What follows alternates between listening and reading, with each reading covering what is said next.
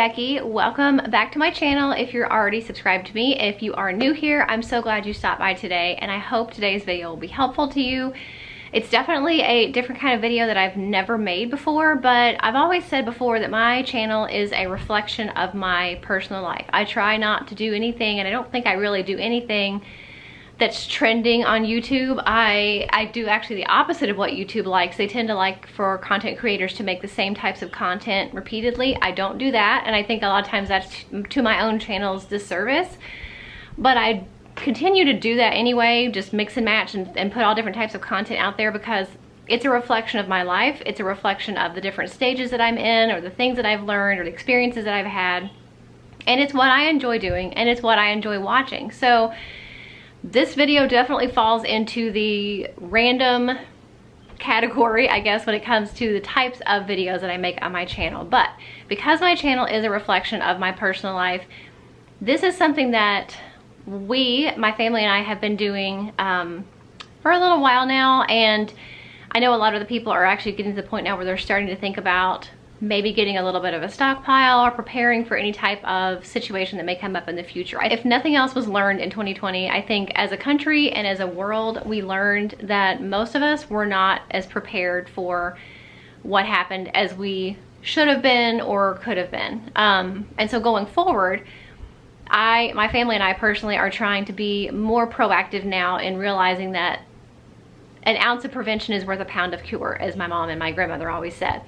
Meaning, taking the steps to be prepared may be something that you never ever have to have, but if you ever need it, like toilet paper, you're gonna be really glad that you had it and that you're prepared and you thought ahead. And so it's just like anything. You go on vacation, you make a packing list. You get a car, you get car insurance. Not because you plan on going and crashing into a tree, but because you know it's possible, and so you're gonna prepare for that in the event that it ever happens. So think of preparing and prepping, as they call it. I hate to say that because I think there's a certain negative connotation with prepping, but prepping is basically what it is. Think of prepping as a type of insurance, something you may never need, but if you ever do need it, you're gonna be really, really glad that you have it. So I'm not a professional prepper. These are just things that we have done or are in the process of doing in our own family, and it's definitely a journey. It's not something where I'm gonna have like every single thing I could possibly need, you know, in a matter of days or weeks or even months. It's a lot of research to be done. It's a lot of money to do some of this. Not everything, but you know, it does take a little bit more out of your budget than maybe you're used to spending. It's finding room for all the stuff that you're gonna be, you know, maybe preparing and setting aside. So just keep that in mind. I'm not professional. I am not living in a hole in my yard either. I'm not preparing for a zombie apocalypse, but I am preparing for any type of situation where I would need extra food, you know, heat source, light source, cooling source, toilet paper, you know, all those types of things. We are preparing just in case we ever need them for whatever reasons. And there are many degrees to which you can take your planning and your prepping.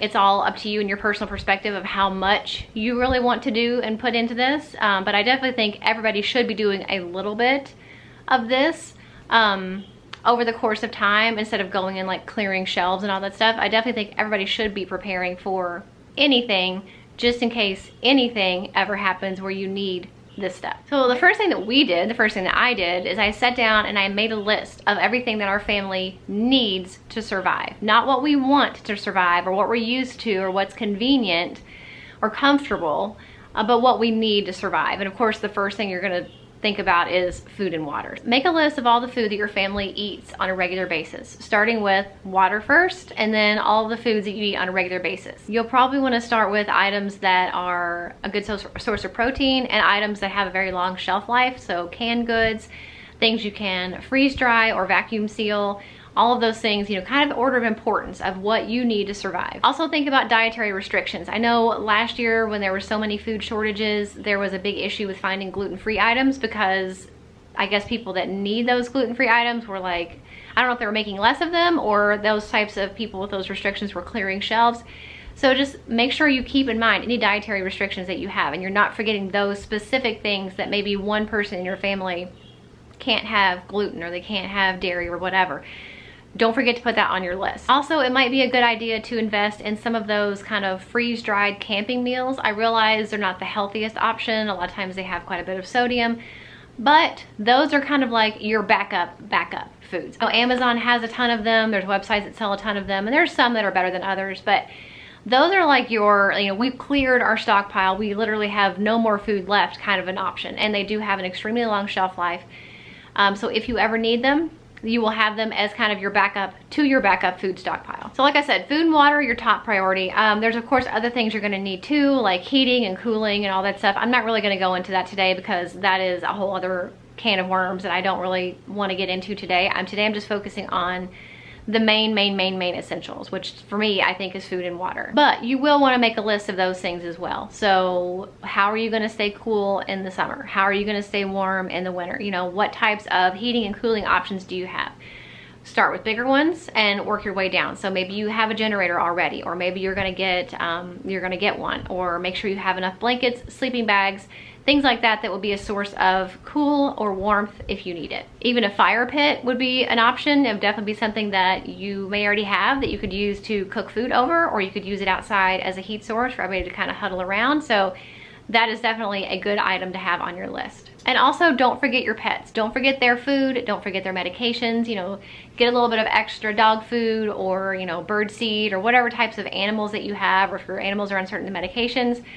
Don't forget that your animals are also going to need a little bit of a stockpile for the things that they need on a daily basis. So making sure that you have a stockpile of your medications. I realize that pharmacists are not going to let you just take, you know, months and months ahead of what the doctor prescribes, but it may be possible for you to ask your doctor to prescribe you a 60-day supply of whatever you take versus a 30, or a 90-day instead of a 60. You know, definitely play around a little bit with that. And then with the over-the-counter things, you can also make sure that you have maybe at least one extra of Tylenol, or you know, an allergy medicine, or something that you take on a regular basis. Vitamin supplements would be especially important if you are having food issues and maybe you're not able to eat the entire variety of, you know, nutrient dense foods that you need.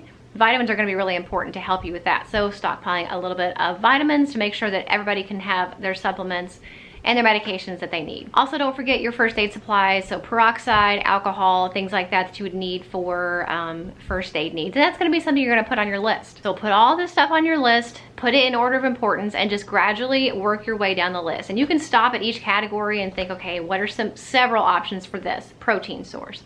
Several options for maybe a heat source, or a cooking source, or a cooling source. You know, make kind of like you did in school, like a little flow chart of all the things that you need and then several options for those things. So it gives you, if you're not able to find a certain thing that you're looking for, maybe you can't afford a certain thing you're looking for, what are some other options that would do just as well, but be a little bit more accessible or a little bit less expensive. And you don't have to get it done all at once. Like I said, I was hesitant to make this video because I don't want to make people think that I'm a crazy person. I also don't want to cause panic. I'm not trying to cause panic. I'm just trying to encourage you all to think about the future if you haven't already, and think about, you know, what we learned and realized in 2020 about our basic needs, trying to prevent that from happening. And I feel like if everybody does something like this in a reasonable, level-headed way, it's not going to cause panic. It's just people being prepared, taking a little bit extra, not everything, you know, leaving things for other people and not doing it all at once, doing it gradually over the course of a few weeks or a few months or even a year, so that you're not, you know, clearing shelves and making crazy panic in your family and causing other people to go to the store to get things. Maybe they can't get them because you've wiped out the entire, you know, shelf of pasta. Trying to make sure that you do this as a gradual, level-headed, sensical way. So now that we've talked very, very briefly an overview of the what, and that's going to be your list, and your list is going to be similar but probably a little bit different than mine, and that's okay. It's what it should be. Now you're going to have to figure out where am I going to put all this stuff. And we've had a Costco membership now. This is the third time we've had one. One of the issues I had with Costco is obviously you're getting a lot more of something at once, and we don't have, our house is a decent size, but we're very limited on storage space. I did actually post a video, I don't know if it's gone up yet or not, I think it did, but I was talking about creating more space in your kitchen and where else you can store these little stockpile items that you're getting. And that's kind of common, like old hat to me, because from my extreme couponing days, I was used to having things like I had to be creative with where I was putting my stockpile, because not everything necessarily fit in the room that it may have been intended to be used in. So I try to be smart about where I put things, and I shared in that video about making more space in your kitchen, utilizing all of the vertical space, all of the horizontal space, thinking of anywhere in your kitchen that you can put any of these extra items that you may be picking up. So you could always use decorative baskets. If you have kitchen cabinets that don't go all the way to the ceiling, you could always put decorative baskets up there and they would look pretty, but nobody would necessarily know that you may have, you know, some extra dried goods up there or some extra canned goods or anything like that. Nobody's gonna know. It's not gonna be like in your face taking up your daily storage space, but it is there and it's accessible if you need it. Make sure you're organizing your cabinets to utilize all of the horizontal space, but all of the vertical space as well. A lot of cabinets are, I think a lot of vertical space gets wasted in kitchen cabinets. I shared in that same video about my pantry. It's a very deep pantry. It's not very wide, but I've got a lot of height, and I was, you know, trying to make sure that I was filling up all available height, so I was not wasting any space. So think about not just horizontally when you're organizing and you're storing things, but also vertically. Also under beds, in spare rooms, the back of a closet, if you have a flight of stairs. One thing we did last year, not for any type of stockpiling purposes, but just for extra storage, was we cut in under our second flight of stairs to put storage in there. So maybe you have a situation like that. Maybe you can cut in under the stairs and make a little bit of extra food storage there. So just be thinking about creative ways that you can put different things where they will be safe, but still safe and maybe out of the way, but accessible. I know a lot of people use their garage for food storage. I don't know how I feel about that. My main concern with that is, first of all, I don't have a lot of extra room in my garage for extra things other than what's already out there. But also I think you have to be really careful with food and how it can deteriorate in garage conditions, whether it's extreme heat or extreme cold, moisture, bugs.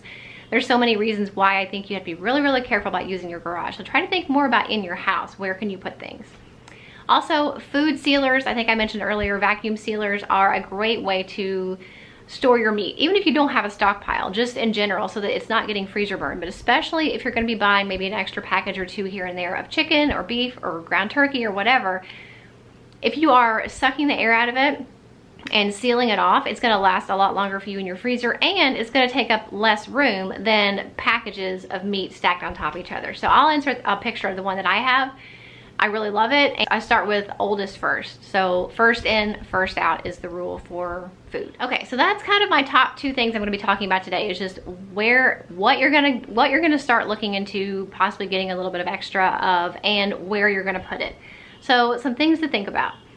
Now may be a good time, if you've never had any type of warehouse club membership, now may be a good time to think about it. Decide if it's a good fit for your family, if it's a good value for your family. So things like Costco, Sam's, BJ's, there's tons of different warehouse clubs all across the country, and I'm sure in other countries as well, where you can usually save money on items anyway, but especially if you are getting, you know, extra food to stockpile, it's a little bit easier if it's kind of already in bulk for you. You're gonna save a little bit more for the most part. It may also be time, if you have the option, to locally purchase your meat. So if you have a farm nearby that you can purchase local beef from, or pork or chicken, maybe look into that if that's something that interests you. Anytime, but especially right now, it's a good idea to try not to run out of anything.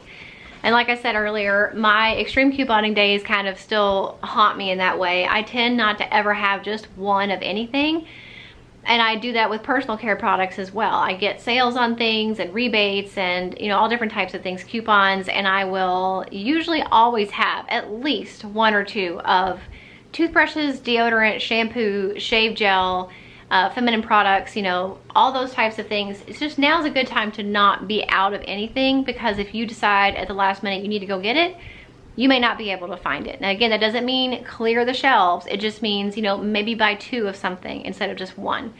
And that way, when you run out of the one, you're down to one. The next time you go to the store, you may pick up two again. You know, you really want to be smart about this and consider it, and kind of keep your feet on the ground about really why you're doing this and how much you really need to survive, how much you really need for a stockpile, versus going and buying just everything. It can be a slippery slope, I have a feeling, for some people. So just be really careful and conscious of what you're purchasing, and when you are buying things, you know, that is taking away from somebody else, so trying to be really considerate as well. So it's also a good idea maybe to do this with your friends or family or neighbors. Maybe you all don't want to do this all on your own. You want to kind of join forces with somebody in your family, maybe some person has more room to store things than you do.